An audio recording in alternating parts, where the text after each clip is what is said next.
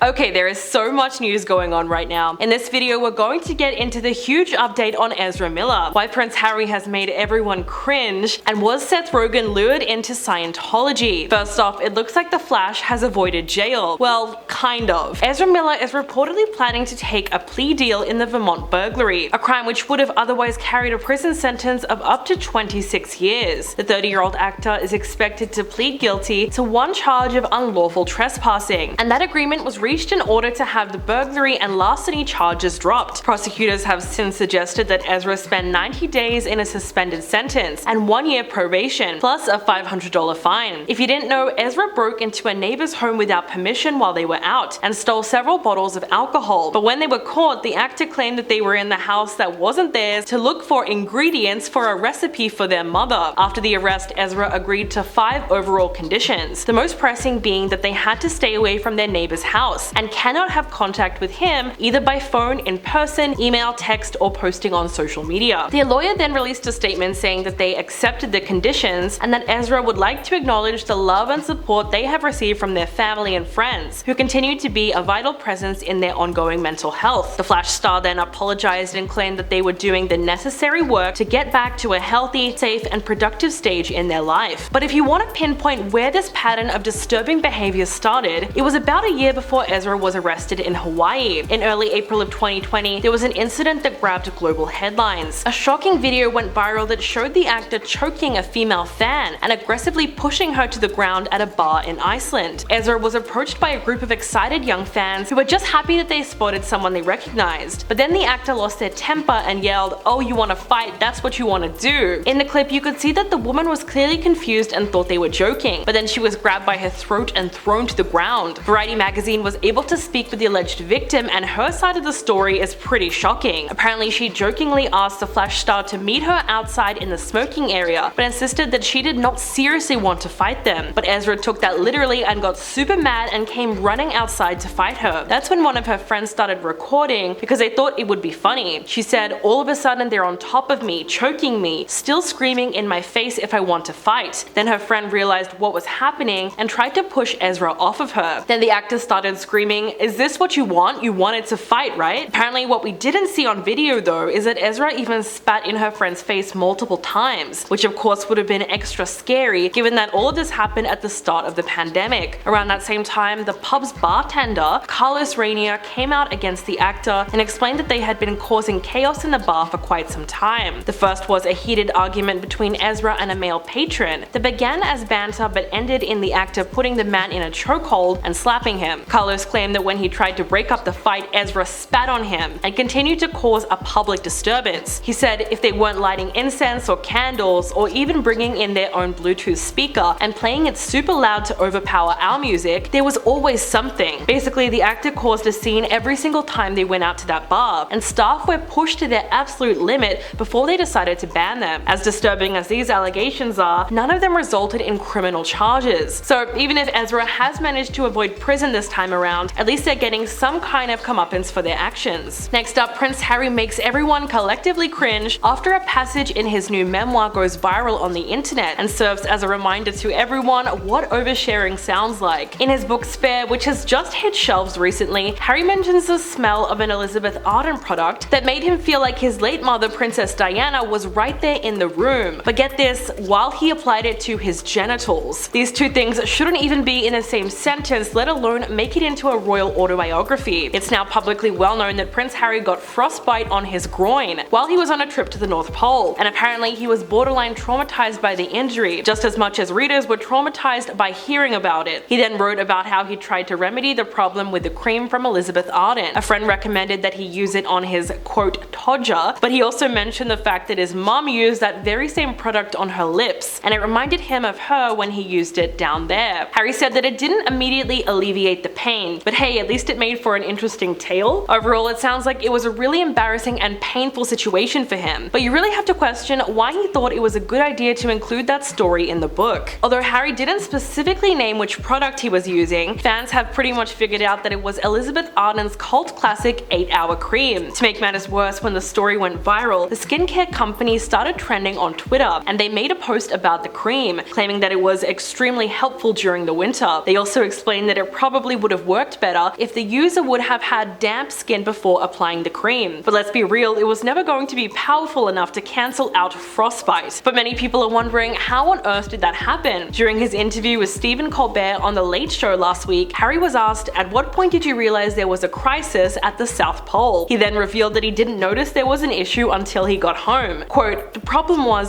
first of all, it didn't turn into an icicle. The context was these amazing veterans were doing a walk to the North Pole. They had all the training, I had none. And I turned up thinking, how bad can this be? It's only the North Pole. It's only minus 35 degrees. He went on to say, I've got the salopettes, I've got the jacket, I've got the warm stuff. I've got all the things that I need. But what I didn't have was what I had when I actually went to the South Pole, which was a cushion down there." Harry then explained that his guide from his first hike helped him get the support he needed, because the pants that he was wearing was all that he had on. He said the piece was against one layer of clothing, or two very thin layers of clothing, to the minus 35-degree conditions. And when you're walking, you're hot and you're trying not to sweat because sweat freezes, and once it's numb, you don't know the pain. He explained that he didn't realize the full extent of the frostbite until weeks after he'd returned home, because there was nothing visible or obvious right away. Instead, it was a slow, deteriorating situation. But then Harry assured viewers that he has since fully recovered and his South Pole is doing great. This story, among many others, was one of the standout moments for critics in their reviews of Spare. Overall, whether the reviews were good or bad, people seemed to be a bit confused by just how much information Harry revealed in his book, and naturally many people felt that the story was unnecessary. Now Twitter is reacting in a big way. Someone wrote, "Prince Harry telling the world about his frostbite is probably the most unsexy thing to do. What's his wife saying about it all? How embarrassing. Hashtag Prince Harry has gone mad." Another user wrote,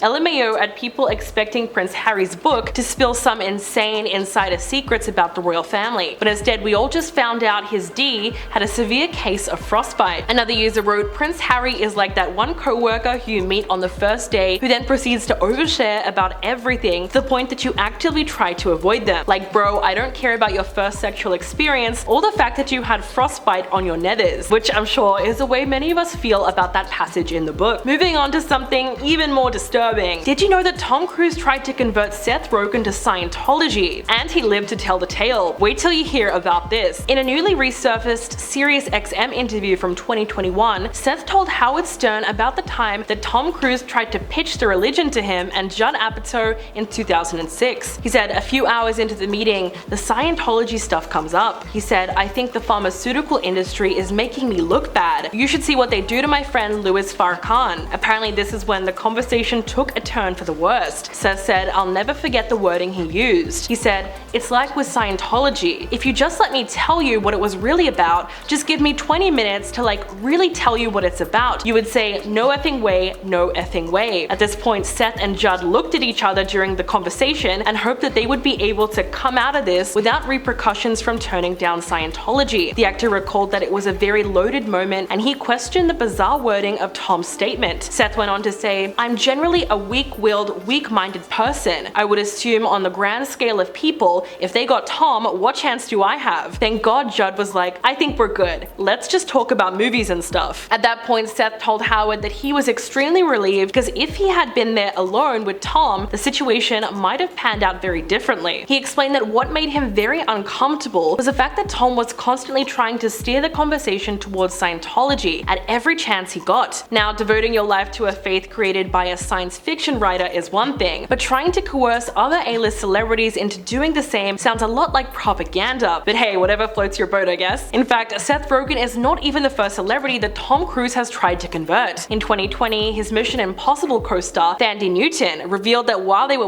working together, he would send her gifts, including a book with the greatest hits of Scientology, which she describes as a bit like a Bible. Initially, Thandie said she was curious about it all, but when she read through the book, she wasn't convinced by the whole thing. In fact, many renowned celebrities and especially Hollywood actors are actually a part of the church. The Sirius XM interview started making the rounds on social media after Gerard Carmichael, the host of the 2023 Golden Globes, joked about the 3 Golden Globes that Tom Cruise returned in 2021, which was in protest of the lack of diversity in the Hollywood Foreign Press Association. He said these 3 Globes should be traded in for the safe return of Shelley Miscavige, who has not been publicly seen for 15 years. And if you think that name sounds familiar, it's because she's the wife of Scientology leader David Miscavige. So to say that joke made things awkward would be the understatement of the century. Former Scientology member and current activist Leah Remini actually filed a missing persons report for Shelley Miscavige in 2013, and for a while it seemed like she was the only ex-member of the church speaking up about her disappearance. She tweeted, "By the time I filed the report, it had been nearly 8 years since I'd seen or heard from Shelley. Hours after I filed the missing persons report, the case was closed, and the LAPD announced to the press that they had not found Shelley." She went on to say, "When I asked where Shelley was, Tommy Davis, Tom Cruise, and David Miscavige's henchmen told me, 'You don't have the effing rank to ask about Shelley.' I was subjected to months of cruel interrogations and reprogramming for the high crime of asking where Shelley was." Now, that's a mystery if there ever was one, but if anyone's game enough to talk about it, it's going to be Leah Remini. So what do you think about the story? Let me know in the comments below, and I'll catch you in the next one.